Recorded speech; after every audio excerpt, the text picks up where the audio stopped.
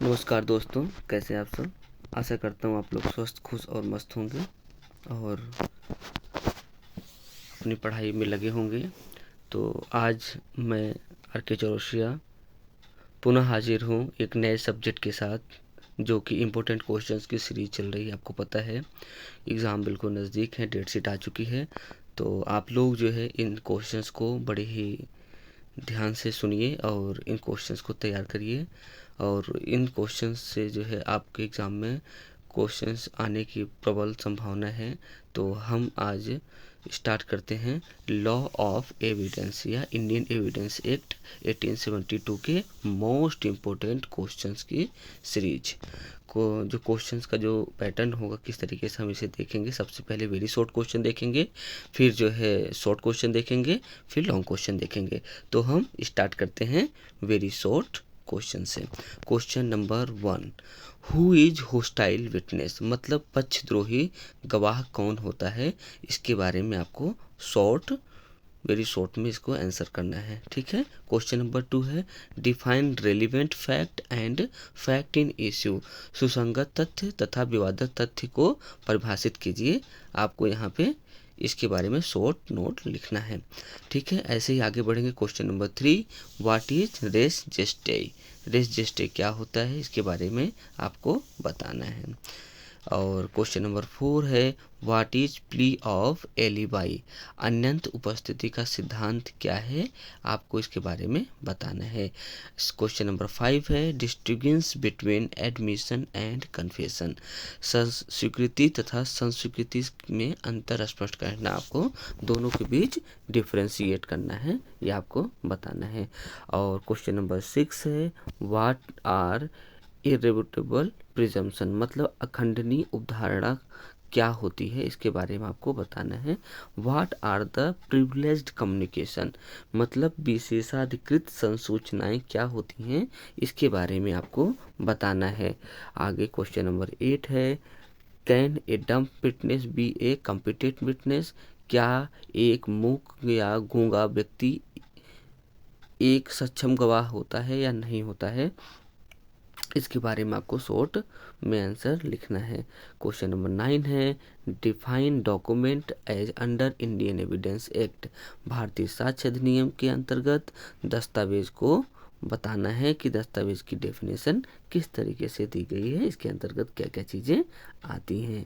Question number 10 है when is the character of a person relevant in case, किसी मामले में व्यक्ति का चरित्र कब सुसंगत होता है, इसके विषय में आपको बताना है।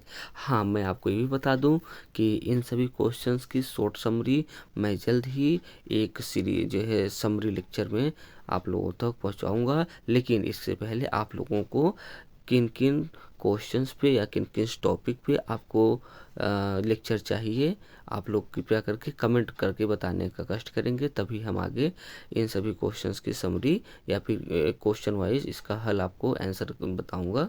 तो आप लोगों को बस इतना करना है कि कमेंट करना है, ठीक है।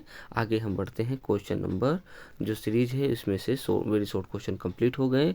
अब हम शॉर्ट क्वेश्चंस को देखते हैं।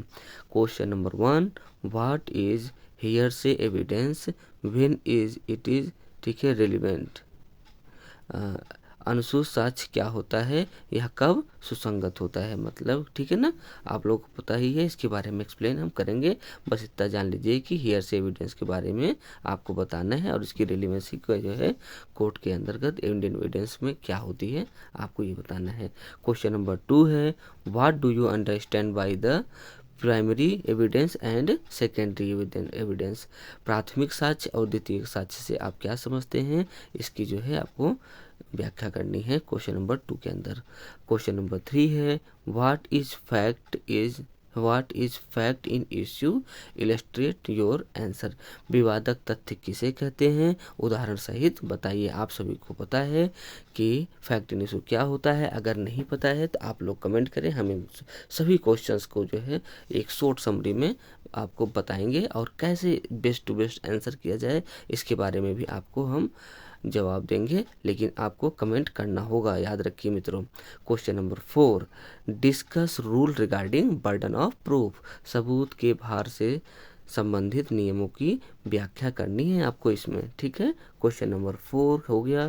Question number 5, what are the rule regarding leading question under the Indian evidence act. भारतीय साक्ष्य अधिनियम के अंतर्गत सूचक प्रश्न के विषय में क्या नियम है आपको बताना है, ठीक है। मोस्ट इम्पोर्टेंट क्वेश्चंस की सीरीज चल रही है जिसमें हम शॉर्ट क्वेश्चंस को कंटिन्यू कर रहे हैं। क्वेश्चन नंबर 6 है, oral evidence in all cases must be direct, explain this rule with illustrations and exceptions. मौखिक साक्ष्य सभी दशाओं में प्रत्यक्ष होना चाहिए, इस नियम की उदाहरण, ठीक है, उदाहरण एवं अपवादों सहित व्याख्या कीजिए। आपको जो है क्वेश्चन नंबर 6 कंप्लीट हुआ। अब हम क्वेश्चन नंबर 7 पे आ रहे हैं जो कि शॉर्ट क्वेश्चन की सीरीज अभी चल रही है। एंड क्वेश्चन नंबर 7 क्या है, what is meant by expert opinion when expert opinion become relevant. विशेषज्ञ की राय क्या होती है, विशेषज्ञ कौन होता है और कौन व्यक्ति विशेषज्ञ बन सकता है, इसके कंप्लीट आंसर आपको करना है इसमें। और साथ ही साथ ये विशेषज्ञ द्वारा दी गई ओपिनियन एविडेंस एक्ट में किस तरीके से सुसंगत होती है उसके विषय में आपको लिखना है। तो अब हम आते हैं नेक्स्ट पॉइंट पे, लॉन्ग क्वेश्चंस।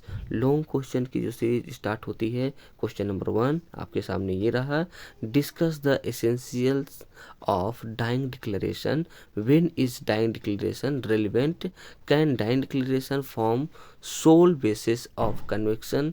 मृत्युकालिक घोषणा के आवश्यक तत्वों की विवेचना कीजिए और मृत्युकालिक घोषणा कब सुसंगत होती है और क्या मृत्युकालिक घोषणा दोष सिद्धि का एकमात्र आधार हो सकता है या हो सकती है। तो ये जो है बहुत ही इम्पोर्टेंट क्वेश्चन है, इसके एग्जाम में आने की संभावना अति प्रबल है, मोस्ट प्रोबेबिलिटी की ये क्वेश्चन आ सकते, ठीक है, आएंगे। आगे क्वेश्चन नंबर 2 है, explain the principle of estoppel with the leading case या डिसाइडेड केसेस। निर्णीत वादों की सहायता से, ठीक है, विबंधन के सिद्धांत को बताना है आपको। आगे क्वेश्चन नंबर 3 है, what do you mean by burden of proof and on whom does the burden of proof lie in civil and criminal cases। सबूत का भार से आप क्या समझते हैं तथा दीवानी और फौजदारी मामलों में सबूत का भार किस पर होता है, इसकी व्याख्या आपको करनी है कंप्लीट। कि सिविल मामलों में कैसे मैटर चलता है, एविडेंस कौन दे सकता है, और क्रिमिनल मामलों में सबूत का भार जो है बर्डन ऑफ प्रूफ किसके ऊपर होता है, और इस दोनों ही मामलों में इसके जो है पैरेलल जो एग्जामिन करते हुए आपको आंसर करना है। आगे क्वेश्चन नंबर 4 पे आते हैं, distinguish between admission and confession, discuss the essentials of a valid confession, can the court convict on accused solely on basis of his confession. स्वीकृति और संस्कृति में अंतर स्पष्ट करना है आपको। एक वैध स्वीकृति के आवश्यक तत्वों की व्याख्या करनी है आपको। उसके बाद क्या न्यायालय एक अभियुक्त की संस्कृति के एकमात्र आधार पर उसे दंडित कर सकता है या नहीं कर सकता, इसके बारे में आपको अपना पूरा ब्रीफ आंसर लिखना है जी, ठीक है, लॉन्ग क्वेश्चन है ये। और आगे क्वेश्चन नंबर 5 है, explain essentials of chief cross examination and re examination in, ठीक है, in when circumstances a party can cross examine his on witness. मतलब मुख्य परीक्षा, पद परीक्षा और पुनः परीक्षा की व्याख्या करनी है आपको, इसमें पूरा एक्सप्लेन करना है। फिर किन परिस्थितियों में एक पक्षकार अपने ही साक्षी की प्रतिपरीक्षा कर सकता है, मतलब कि जो पर्सन अब विटनेस को बुलाता है अपने फेवर में बोलने के लिए, वो कब अपने ही पार्टी को या अपने ही विटनेस को कब जो है क्रॉस एग्जामिन करेगा, इसके बारे में आपको बताना है। आप लोगों को जो है ये सब चीज़ें क्लास में कम्प्लीटली जो है पढ़ाया है मैंने। अगर कोई भी डाउट है, दोबारा रिवीजन की ज़रूरत है, तो आप लोग कमेंट करें कि इन क्वेश्चन को या किस क्वेश्चन में आपको लगता है कि आपको पुनः ज़रूरत है लेक्चर की, तो मैं जल्द से जल्द उस पर सब्जेक्ट पर लेक्चर बना दूंगा। उस पॉइंट पे जो भी क्वेश्चन होगा आपका, तो आप लोग कमेंट करके बताने का कष्ट करें। क्वेश्चन नंबर 6 है, ऑल एडमिशन एविडेंस, ठीक है, all admissible evidence is relevant but all relevant evidence is not necessary admissible comment, ठीक है। जो सुसंगत हैं वह आवश्यक रूप से ग्राह्य नहीं होता, किंतु जो ग्राह्य होता है वह सुसंगत होता है। इसके बारे में आपको लिखना है। ठीक है जी। आगे क्वेश्चन नंबर 7 है, what are the privileged communications, under what circumstances the privileged can be claimed. विशेषाधिकार संसूचनाओं से आप क्या समझते हैं? किन परिस्थितियों में विशेषाधिकार का दावा किया जा सकता है? क्वेश्चन नंबर 7 कंप्लीट हुआ। क्वेश्चन नंबर 8 है, what is confession, distinguish between judicial and extra judicial confession, state the exceptions to the rule that confession by an accused is police custody in the admission in evidence। ठीक है। संस्कृति क्या है? न्यायिक तथा न्यायिकेतर संस्कृति में अंतर स्पष्ट करना है। उसके बाद इस नियम के अपवाद क्या हैं ये बताना आपको। पुलिस की हिरासत में अभियुक्त की संस्कृति साक्ष्य में ग्राह्य नहीं है, इसके विषय में आपको बताना है। ठीक है।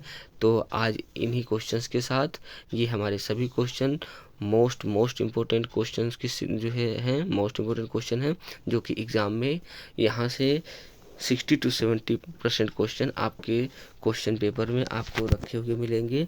आप लोग जो है इन क्वेश्चंस के सीरीज को अच्छे तरीके से तैयार कर लें, और आप लोगों के पेपर के शुभकामनाएं। अगर आप लोगों को लगता है तो आप लोग जो है इस जहाँ भी जिस सब्जेक्ट पे जिस भी पॉइंट पे आपको लगता है क्वेश्चन को जो है एक आंसर की ज़रूरत है, तो आप लोग कमेंट करें। मैं जल्द से जल्द आप लोगों को उस पर जवाब दूंगा। Thank you so much. Thank you.